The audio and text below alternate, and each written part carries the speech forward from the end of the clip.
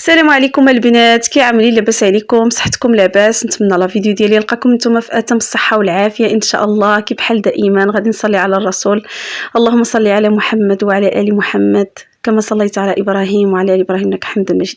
المهم البنات، في هذا الفيديو هذا غادي نشارك معكم الطريقه الخاصه ديالي كيفاش كنحتفظ بالدجاج. كنشرملو، كنعملو التوابل ديالو، كنعملو نيشان في المجمد. وهاد الطريقه هذه صراحه غادي تنفع الناس بزاف اللي كيكونوا خدامين ومع ضيق الوقت، صراحه غادي تنفعهم. والدجاج ديالكم كتجبدوه مشرمل وكيدخل فيه ديك التوابل كيدخلوا فيه صراحه وكيجي لذيذ البنات.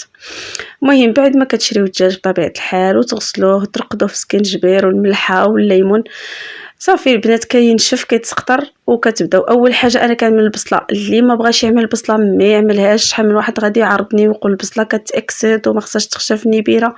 المهم لكم الاختيار. انا الدجاج ما كيطول ليش بزاف حيت ولادي كيعجبهم الدجاج، واخا كنشريه دغيا كيتسالى ليا. المهم اللي بغى يعمل البصله يعملها، اللي ما بغاش يعملها له الاختيار.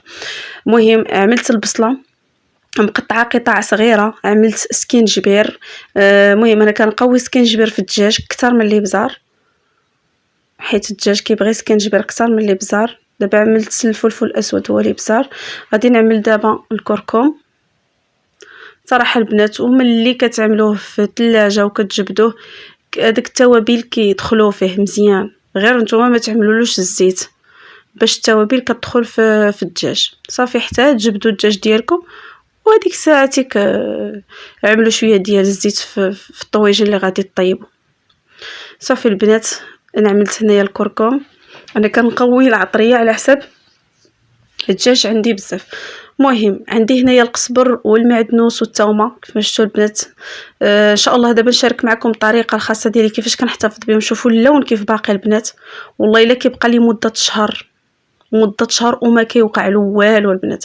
خصكم غير القرعه اللي تعملوا فيها هاد القزبر والمعدنوس والثومه تكون معقمه، والمغرفه اللي تجبدوا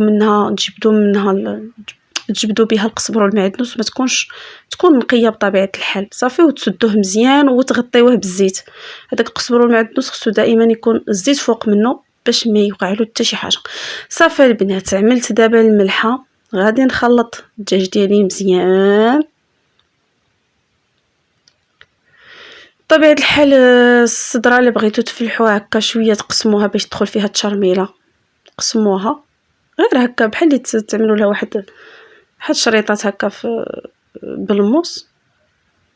صافي البنات دابا عندي جبت البلاستيك اللي غادي نخبع فيه الدجاج. قسموا يا البنات الدجاج كيف ما بغيتو ورضيتو. المهم البنات نتمنى الطريقه ديالي تكون نالت الاعجاب ديالكم وعجبتكم. ما تنساونيش من التعاليق المحفزه والمشجعه بطبيعه الحال. وما تنساوش تبارطاجيو الفيديو مع الاصدقاء والاحباب. وشكرا بزاف.